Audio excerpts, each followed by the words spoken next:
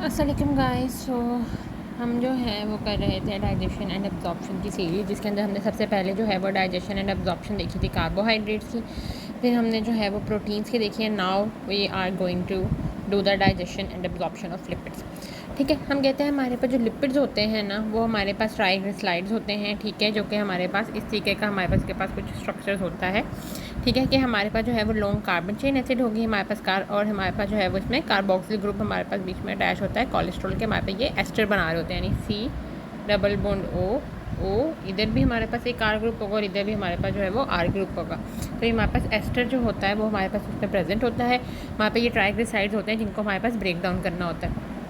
अच्छा, तो इसके अगर हम सबसे पहले हम ये देख रहे होते हैं कि हमारे पास इसके अगर ओरल कैविटी में कोई अगर हमारे पास डाइजेशन हो रही है कि नहीं हो रही, तो हम कहते हैं हमारे पास ओरल कैविटी के अंदर जो होता है वो हमारे पास जो सबलिंगुअल ग्लैंड्स होते हैं वो हमारे पास लिंगुअल लाइपेज जो होता है इंजाइम उसको हमारे पास रिलीज़ करवा रहे होते हैं। और स्टमक में हमारे पास जो चीफ सेल होते हैं वो गैस्ट्रिक लाइपेज को रिलीज़ करवा रहे होते हैं। और हम कहते हैं हमारे पास ये जो दोनों होते हैं ना वो सेम ही काम करते हैं कि ये हमारे पास हाइड्रोलिसिस करते हैं ट्राइग्लिसराइड्स की, वाटर को इसमें ऐड कर देंगे और फर्स्ट एंड सेकंड पोजीशन पे जो एस्टर का बॉन्ड है वो हमारे पास ब्रेक कर देंगे। ठीक है, जब ये हमारे पास एस्टर का बॉन्ड ब्रेक करेंगे तो यहाँ जो फ्री फैटी एसिड्स हैं वो हमारे पास रिलीज़ होंगे। तो नॉर्मली हम कहते हैं हमारे पास फ्री फैटी एसिड रिलीज़ हो रहे होते हैं और एक जो कोलेस्ट्रॉल का जो बॉन्ड है वो हमारे पास जो है वो इंटैक्ट रहता है। इसलिए जो हमारे पास प्रोडक्ट बनता है उसको हम मोनोसाइल ग्लिसरॉल कह रहे होते हैं। ठीक है, अगर हमारे पास दो इंटैक्ट रहते हैं एस्टर के बॉन्ड तो उसको हम डायसाइल ग्लिसरॉल कह रहे होते हैं, लेकिन हमारे पास एक इंटैक्ट है तो इसको हम मोनोसाइल ग्लिसरॉल कह रहे होते हैं। ठीक है, ये हमारे पास जो है वो सारी एक्टिविटी हो जाती है हमारे पास स्टमक के अंदर और हम कहते हैं हमारे पास जो है वो ओरल कैविटी के अंदर।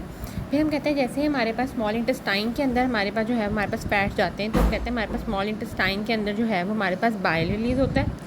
ठीक है, बाइल हमारे पास जो है वो स्मॉल इंटेस्टाइन में रिलीज़ होता है। पेंक्रियाटिक लाइपेज इंक्रीज़ होता है, फॉस्फोलिपिड A2 और कोलेस्ट्रॉल एस्टर हाइड्रोलिस, ये हम कहते हैं हमारे पास डिफरेंट इंजाइम्स हैं जो कि हमारे पास रिलीज़ हो रहे होते हैं। अगर हम बाइल की सबसे पहले बात करें तो कहते हैं बाइल में हमारे पास दो चीज़ें होती हैं। हमारे पास फॉस्फोलिपिड जो हमारे पास लेसिथिन होता है और हमारे पास बाइल सॉल्ट्स होते हैं जैसे कॉलिक एसिड, कीनो, डिऑक्सीकॉलिक एसिड। ठीक है, हम कहते हैं हमारे पास जो फॉस्फोलिपिड्स होते हैं वो इस तरह के होते हैं कि उनके पास हमारे पास टू एंड्स होते हैं। एक उसका हमारे पास हाइड्रोफिलिक एंड होगा और एक हमारे पास हाइड्रोफोबिक एंड होगा, यानी एक हमारे पास ऐसा होगा जो वाटर लविंग होगा और एक होगा जो वाटर का जिसको फोबिया होगा।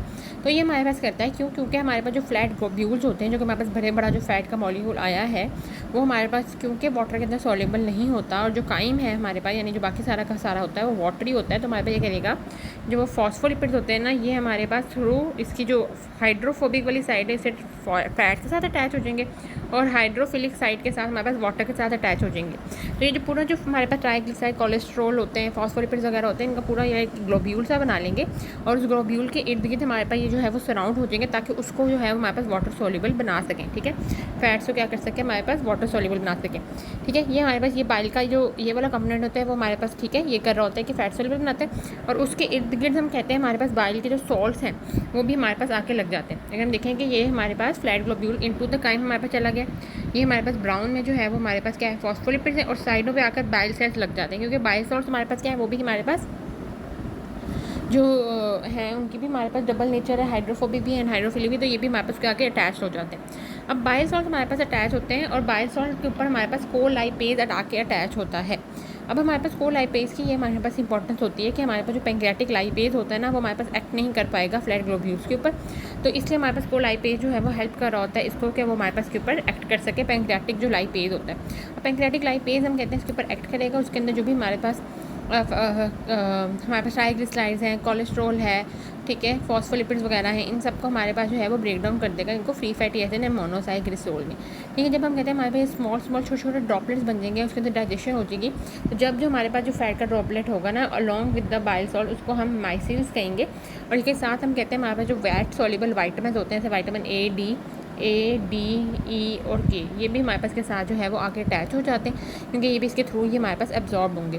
ठीक है, इसके अलावा हमने ये बात देखी थी कि हमारे पास जो बाइल है इसके साथ हमारे पास और भी एंजाइम रिलीज होते हैं वो phospholipid A2 and cholesterol ester. तो हम कहते हैं हमारे पास ये फॉस्फोलिपिड्स को फॉस्फोलाइपेज A2 जो है वो फॉस्फोलिपिड को हमारे पास जो है वो कर रहा होता है कि कोलेस्ट्रॉल एस्टर हाइड्रोलेज होता है वो कोलेस्ट्रॉल को एस्टर्स को जो है वो हमारे पास की ब्रेक डाउन कर रहा होता है, ठीक है। तो जो भी हमारे पास जो सारे सब्सटेंस होंगे वो हमारे पास ब्रेक डाउन हो जाएंगे और स्मॉल स्मॉल ड्रॉपलेट्स के अंदर कन्वर्ट हो जाएंगे, इसको हम माइसिल्स कहेंगे। और ओवरऑल जो प्रोसेस होता है उसको हम इमल्सिफिकेशन कह रहे होते हैं, ठीक है। अब हमारे पास जो माइसिल्स होते हैं उन्होंने हमारे पास जो है वो हम कहते हैं हमारे पास एब्जॉर्ब होना होता है बाय द एंटेरोसाइट्स, जो कि हमारे पास स्मॉल इंटेस्टाइन के सेल्स होते हैं, और उसके इर्द गिर्द हमारे पास बाइल सॉल्ट है। तो बाइल सॉल्ट की हमारे पास ज़रूरत नहीं होती, तो बाइल सॉल्ट हमारे पास टर्मिनल इलियम के अंदर जो है वो रीअब्जॉर्ब हो जाएंगे और हमारे पास थ्रू द इंटेरोहेपेटिक सर्कुलेशन हमारे पास दोबारा से रिवल में चले जाएंगे। और हम कहते हैं टोटल हमारे पास तकरीबन 95% जो हमारे पास बाइल सॉल्ट होते हैं ना वो हमारे पास रीअब्जॉर्ब हो जाते हैं। अब हम कहते हैं जब हमारे पास रीअब्जॉर्ब हो जाएंगे, क्योंकि हमारे जब और जो भी हमारे पास जो फॉस्फोलिपिड, कोलेस्ट्रॉल, वाइटामिन वगैरह थे, फ्री फैटी एसिड्स थे, वो सारे के सारे इजीली हमारे पास जो है वो ट्रांसपोर्ट हो जाएंगे अक्रॉस द इंटेरोसाइट, बिकॉज ये भी हमारे पास लिपिड सॉल्युबल है और मेम्ब्रेन भी लिपिड सॉल्युबल है, तो इनमें कोई हमारे पास ट्रांसपोर्टर की ज़रूरत नहीं होगी, ठीक है। फिर हम कहते हैं हमारे पास जो भी हमारे पास जो ट्राइग्लिसराइड्स और ये सारा कुछ होता है ना, ये हम क्या कहते हैं, ये हमारे पास जो है वो जा रहा होता है स्मूथ एंडोप्लाज्मिक रेटिकुलम के पास जाता है, ठीक है। स्मूथ एंडोप्लाज्मिक रेटिकुलम उसको दोबारा से एक नई पैकेजिंग दे रहा होता है, वो फिर हमारे पास रफ एंडोप्लाज्मिक रेटिकुलम में जाता है और रफ एंडोप्लाज्मिक रेटिकुलम जो होता है वो उसके ऊपर एक हमारे पास प्रोटीन डाल देता है जिसको हम जो है वो ApoB48 कह रहे होते हैं, ठीक है। एपो प्रोटीन B48 हम कहते हैं, इसके ऊपर हमारे पास लग जाएगा। और इसके अलावा जो हमारे पास स्मूथ एंडोप्लाज्मिक रेटिकुलम होता है ना, वो सारी पैकेजिंग करेगा, तो उसमें डिफरेंट ट्राइग्लिसराइड्स भी होंगे, फ्री फैटी एसिड भी होंगे, कोलेस्ट्रॉल के एस्टर्स भी होंगे, फॉस्फोलिपिड्स भी होंगे। नहीं दोबारा से हमारे पास फ्री फैटी मोनोसाइड को उसमें कर सकता है, ट्राइग्लिसराइड्स में थोड़े में बहुत में कन्वर्ट कर देगा, तो डिफरेंट हमारे पास होंगे। और उसके ऊपर हमारे पास जो है वो प्रोटीन जो लग जाएगा उसको हम ApoB48 कह रहे हैं। हम कहते हैं हमारे पास जो भी हम फूड हम डाइट में लेते हैं वो हमारे पास लीवर के पास या कहीं भी जा रहा होता है, वो जो है वो हमारे पास काइलोमाइक्रोन्स की फॉर्म में जा रहा होता है। तो ये जो हमारे पास बना है जिसके ऊपर ApoB48 उसको हम काइलोमाइक्रोन्स कह रहे होते हैं। और जो हमारे पास वैसे हमारे पास बॉडी बना रही होती है फैट्स, वो हम कहते हैं हमारे पास in the form of VLDL जो है वो हमारे पास जो है वो जा रहा होता है। खैर ये हमारे पास जो है ना वो बिल्कुल साइड की बात थी। हम कहते हैं हमारे पास जो काइलोमाइक्रोन्स बन जाते हैं ना, अब उसका हमारे पास जो है वो साइज़ के ऊपर डिपेंड कर रहा होता है कि वो हमारे पास कहाँ जाएगा। अगर हम कहते हैं हमारे पास उसका साइज़ जो है ना वो 10 कार्बन से बड़ा है, तो वो फिर हमारे पास लिम्फेटिक लैक्टियल्स में जाता है, और अगर उससे छोटा है तो वो डायरेक्ट हमारे पास जो है वो ब्लड में जा सकता है, वेनस ब्लड में। अगर हमारे पास साइज़ भरा है तो वो हमारे पास लिम्फेटिक लैक्टियल्स में जाता है, ठीक है। फिर हम कहते हैं उसके बाद जो है वो हमारे पास ये थोरेसिक डक्ट में जाता है, थोरेसिक डक्ट के बाद ये हमारे पास पहुँचता है स्केलेटल मसल एंड एडिपोसाइट्स के पास। हम कहते हैं हमारे पास स्केलेटल मसल और एडिपोसाइट्स के अंदर जो होता है वो हमारे पास होता है हार्मोन लाइपोप्रोटीन लाइपेज। हम कहते हैं वो हमारे पास क्या करता है, जो भी ट्राइग्लिसराइड्स वगैरह होते हैं इसके अंदर, वो हम कहते हैं हमारे पास को ब्रेक डाउन करता है फ्री फैटी एसिड्स के अंदर, और हमारे पास मसल और एडिपोस टिश्यू जो है उसको यूज़ कर लेते हैं। और फिर हमारे पास जो बाकी बच जाता है वो हमारे पास लीवर के पास चला जाता है, और लीवर के अंदर फिर हम कहते हैं हमारे पास वहाँ पर VLDL जो है वो हमारे पास बना लेता है, ठीक है। So that's all about the digestion and the absorption of the lipids. इसके अलावा हम इसके जो है ना वो क्लिनिकल्स और जो थोड़े बहुत हमारे पास मेन पॉइंट्स और जितने हमारे पास फेजेस वगैरह जो स्पेसिफाई किए हैं वो हम जो है वो नेक्स्ट वीडियो में देखेंगे।